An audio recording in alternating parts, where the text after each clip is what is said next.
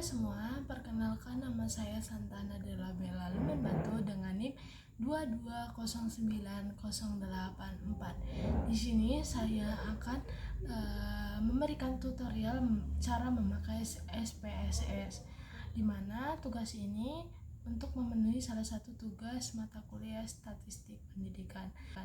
Oke, kita mulai saja caranya.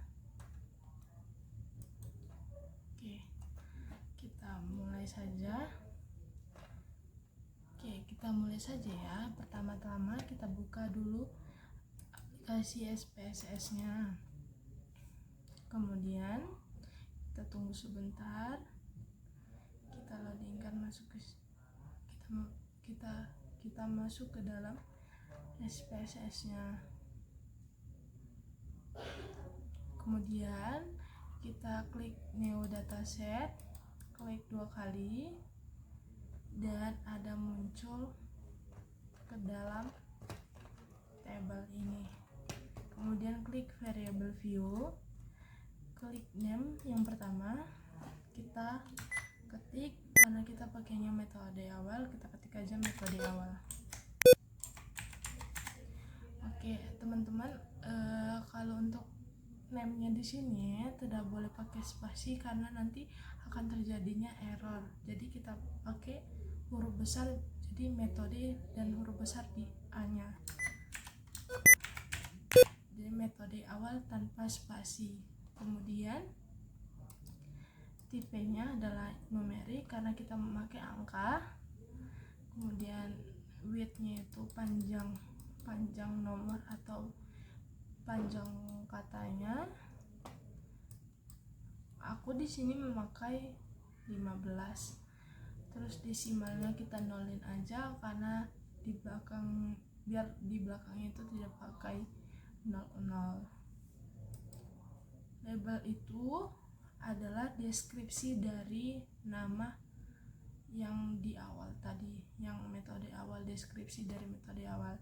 Nah, metode awal ini aku deskripsiin menjadi kelas yang dipakai. Values itu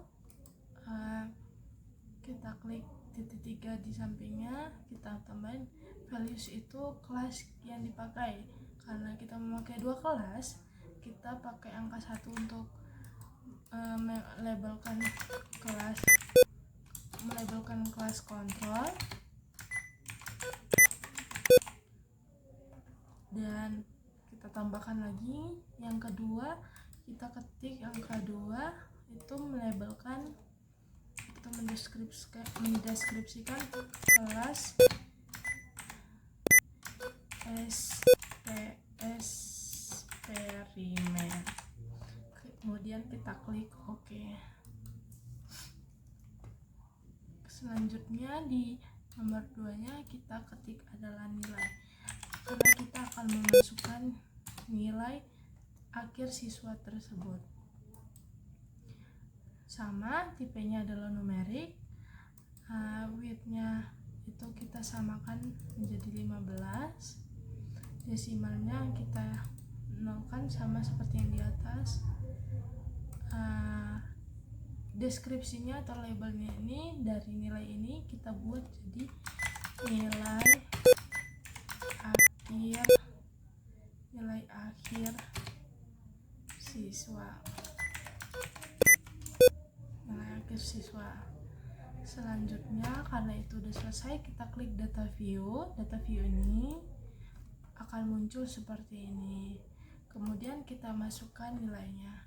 Nilainya itu aku dapat dari sini. Nanti akan aku tampilkan gambarnya seperti ini. Kemudian kita isi aja. Bentar ya. Kemudian kita isi aja nilai dari kelas kontrol dan kelas eksperimennya seperti ini. 45,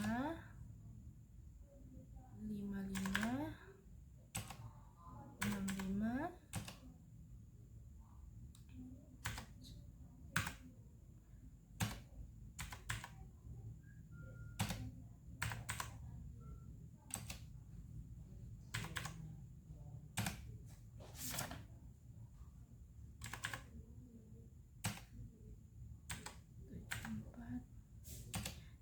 40, 50, 60, 83, 62, 55, 78, 80, 67, 51, dan di sini ada 35. Karena ini adalah kelas kontrol yang karena ini adalah kelas kontrol dari data yang didapat, maka tadi kelas kontrol kita angkai menjadi 1. Cara mengecek dari mana itu kelas kontrol atau tidak, kalian bisa mengklik ini, nanti akan muncul dia seperti ini. Kita geser lagi ke sini, akan muncul kelas kontrol atau angka satunya. Oke, kita buat saja karena ini adalah kelas kontrol, kita buat saja di bawahnya 1 sampai ke nomor 20. Oh, maaf, di sini ada kekurangannya. Kemudian kita masukkan kelas eksperimennya. Kelas eksperimennya kita masukkan dari data tersebut juga, dari data ini. Oke, 70, 65, 62, 71, 82, 88, 79.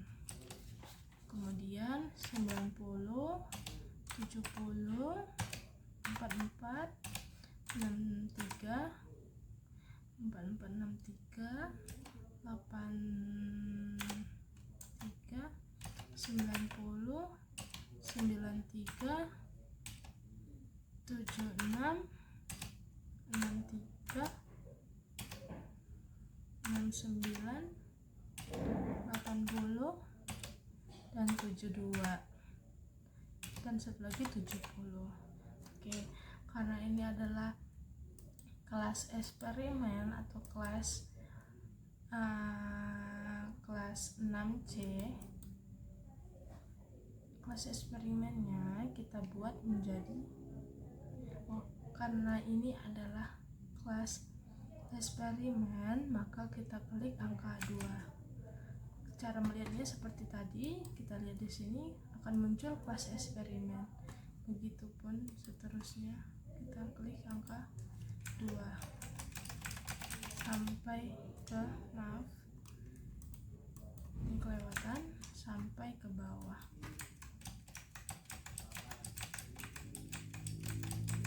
Sampai ke 70. Oke, selanjutnya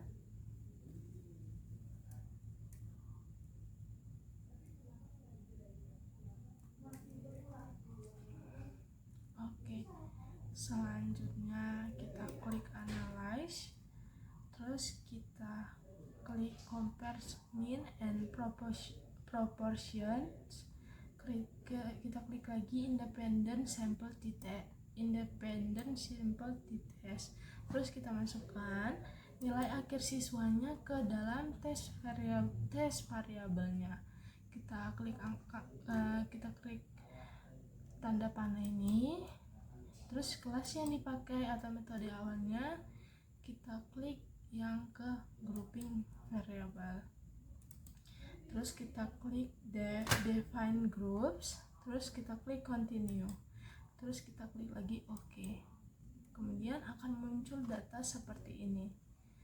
Nah, oke, cara membaca t-test ini seperti ini yang sudah saya tampilkan di sini, di mana H0 itu merupakan tidak adanya perbedaan rata-rata nilai akhir belajar siswa pada kelas kontrol dengan kelas eksperimen atau eksperimen. Kemudian yang HA adalah adanya perbedaan rata-rata hasil belajar kelas kontrol dengan kelas eksperimen.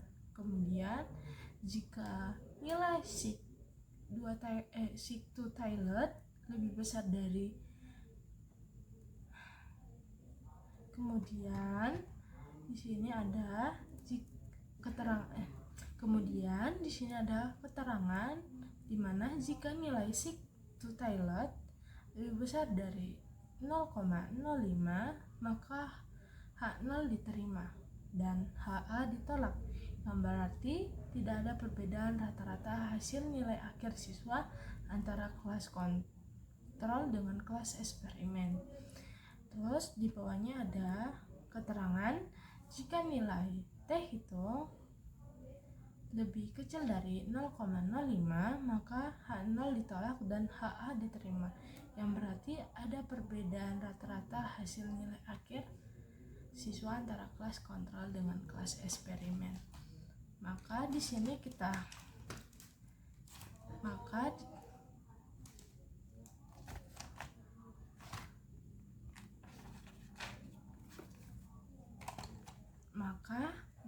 kita buat berdasarkan tabel output independent sample test. Diketahui nilai seek to Taylor maka dapat disimpulkan dari tabel output ini, output independent sample test, diketahui nilai seek to Taylor sebesar 0,04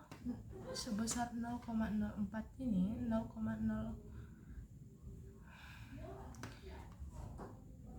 Maka dari hasil tabel output independent sample test diketahui nilai seek to Taylor ini sebesar 0,004 lebih kecil dari 0,05. Maka sebagaimana dasar pengambilan keputusan dari uji independen ini atau uji independen sample test ini dapat disimpulkan bahwa H0 ditolak dan HA diterima, yang berarti ada perbedaan rata-rata hasil nilai akhir siswa antara kelas kontrol dengan kelas eksperimen. Sekian tutorial dari saya, kurang lebihnya mohon maaf. Terima kasih.